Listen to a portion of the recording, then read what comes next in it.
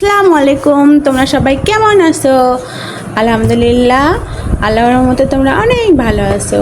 দেখো আমি তোমাদের সামনে কি একটা অসাধারণ ইয়ামি ইয়ামি অনেক পুষ্টিকর সুস্বাদু রেসিপি নিয়ে এসেছি। আজকে তোমাদেরকে নিহারি রান্না করে দেখাবো কিভাবে আমি মশলা অ্যাড করব এবং নিহারি রান্না করব। মানে পা, যে কোনো পা, খাসি বলো, ভেড়া বলো, গরু বলো, মহিষ বলো, যে কোনো নিহারি বা পা এভাবে আমি রান্না করি। অনেক টেস্টি হয়, অনেক সুস্বাদু হয়।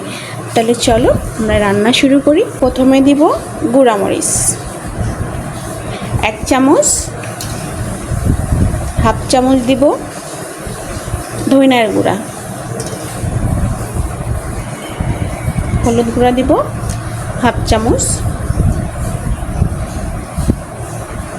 লবণ দিব হাফ চামচ। লবণ অবশ্যই প্রথমে অল্প দিবা, আগে বেশি লবণ দিতে যাবা না, তাহলে কিন্তু বেশি হয়ে যাবে। এজন্য প্রথমে অল্প, পরে যখন লাগবে তখন আবার দেওয়া যাবে। দেখো তেজপাতা 2টা, সাদা এলাচ দিলাম 3টা, কালো এলাচ 1টা, সাদা এলাচ 3টা, কালো এলাচ 1টা, দারচিনি একটা বড় দেখে দিলেই হবে, ভেঙে দিবা এভাবে। গোটা জিরা 1 চামচ, পেঁয়াজ বাটা একটু বড়, 4 চামচের থেকে একটু বড় চামচে 1 চামচ, 1.5 চামচ দিবা, তাহলে 4 চামচে 2 চামচ দিলেই হবে। তোমরা যে পরিমাণ পা রান্না করবা মানে নিহারি, সে পরিমাণ তোমরা মশলা অ্যাড করবা। আমি এই পরিমাণ নিয়েছি, এখানে একটা পা আছে, আমি সে পরিমাণ মশলা অ্যাড করতেছি। আদা রসুন বাটা 4 চামচে 2 চামচ, তারপর দিয়ে দেব তেল। তেল তোমরা পরিমাণ মতো দিবা, 1 চামচ, 2 চামচ, 4 চামচে 2 চামচ আমি তেল দিয়েছি। এখন আমি সুন্দর করে মেখে দিব হাত দিয়ে। তোমরা এইভাবে সুন্দর করে মাখাবা, তাহলে সব মশলা আমাদের এই নিহারির মধ্যে ঢুকে যাবে, একদম ভেতরে ঢুকবে সব মশলা। এভাবে মেখে দিতে হবে।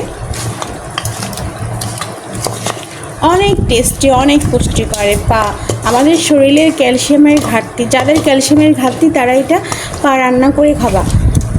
আমি যেভাবে দেখাচ্ছি সেভাবে রান্না করে খাবা, দেখবা তোমাদের ক্যালসিয়াম আর ঘাটতি থাকবে না, ক্যালসিয়াম পূরণ হয়ে যাবে। এত ভালো এই পায়ে পর্যাপ্ত ক্যালসিয়াম, সবচেয়ে বেশি পায়ে ক্যালসিয়াম। দেখো আমি পানি দিয়ে দিব, আমার মাখানো শেষ। ঠিক পানি একটু বেশি দিতে হবে, কারণ আমি অনেকক্ষণ ধরে এটা জাল দিব। যত জাল দেব আমি নিহারি মানে পা, তত টেস্ট হবে। তোমরা অবশ্যই বেশি করে জাল দিবা, তাহলে অনেক মজা হবে। দেখছো কমপ্লিট। এখন আমি এটা চুলায় তুলে দিব। দেখো আমি অলরেডি গ্যাসে তুলে দিয়েছি। এখন বলক না ওঠা পর্যন্ত পাতিলে একটু হবে, তারপরে আমি প্রেশার কুকারে দিব। তোমরা দেখতে থাকো। দেখো অলরেডি বলক চলে এসেছে, কিছুক্ষণ জাল হয়েছে, তারপর বলক উঠতেছে, সুন্দর হয়ে বলক হচ্ছে। এখন আমি এটা প্রেশার কুকারে ঢেলে দিব। দেখো আমি এখন এটা প্রেশার কুকারে ঢেলে দিলাম। দেখো বাস, এখন সুন্দর করে আমি সিদ্ধ করে নিব। এই তো ঢাকনা দিয়ে দিয়েছি, আস্তে জাল দিয়ে দিয়েছি। দেখো এরকম আস্তে জাল দিয়েছি, তোমরা এরকম আস্তে জাল দিবা, দিয়ে সিদ্ধ করে নিবা। খুব সুন্দর করে আমি সিদ্ধ করে নিব, যা বলার মতো না। তোমরা দেখতে থাকো। দেখো কি সুন্দরভাবে সিদ্ধ হয়ে গেছে। আমি এটা 20 মিনিট ভালো করে প্রেশার কুকারে করে নিয়েছি, একদম ভালো করে সিদ্ধ করে নিয়েছি। এখন আমি আবার পাতিলে দিয়ে দেব। দেখো আমি আবার পাতিলে দিয়ে দিয়েছি, জাল অন করে দিয়েছি, একটু জোরে জাল দিয়েছি, দিয়ে একটু নাড়া দিয়ে দিলাম। বাস এখন মিডিয়াম আঁচ দিব। এটা সুন্দর করে একটু জাল হবে পাতিলে, তারপরে আমি এটা বাগার দিব, মানে তেলানি দিব।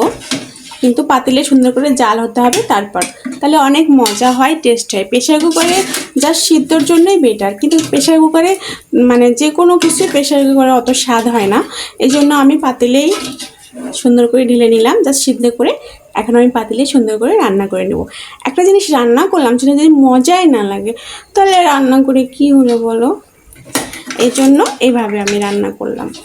দেখো এরকম জাল করব আর এরকম ঘনত্ব থাকবে, ঠিক দেখো।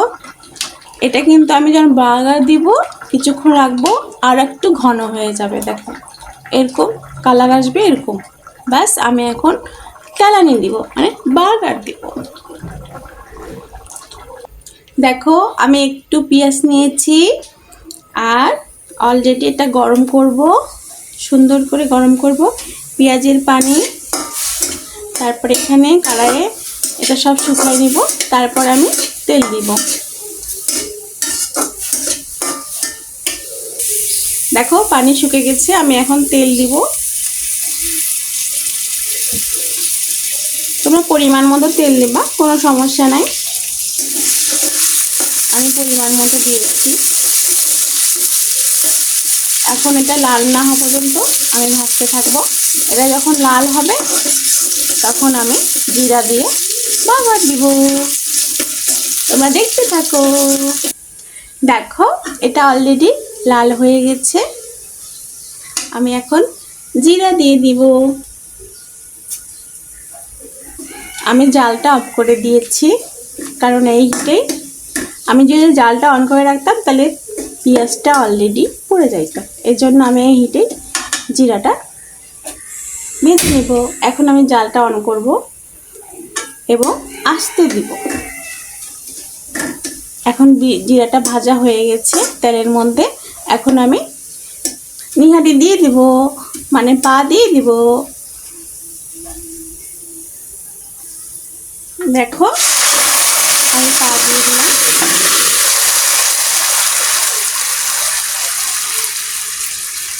বাস অবশ্যই একটু বেশি না, একটু জাল দিব।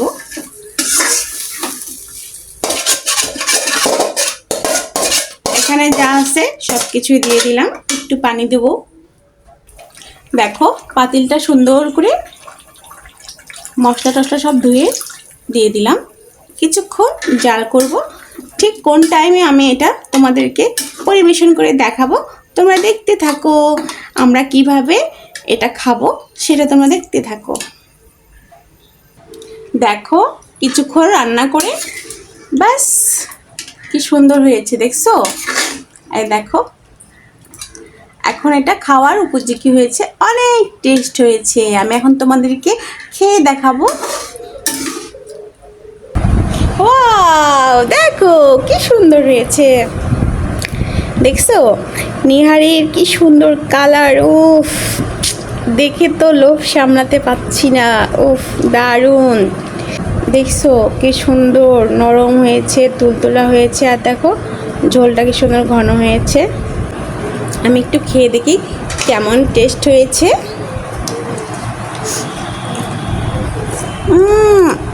অনেক টেস্ট হয়েছে, অনেক মজা হয়েছে। যারা নিহারি পছন্দ করো না, মানে খাসির পা যারা পছন্দ করো না, গরুর পা যারা পছন্দ করো না, এভাবে রান্না করলে সবাই খাবা। যারা কোনো দিন খায় না তারাও খাবে, বলবে আরও দাও আরও দাও, আমি আরও খাবো, সব খাবো আমি। অনেক টেস্ট, অনেক সুন্দর হয়েছে, অনেক টেস্টি হয়েছে, অনেক ইয়ামি হয়েছে। এখন তোমরা এইভাবে অবশ্যই রান্না করবা আর আমাকে কমেন্টে জানাবা কেমন হয়েছে।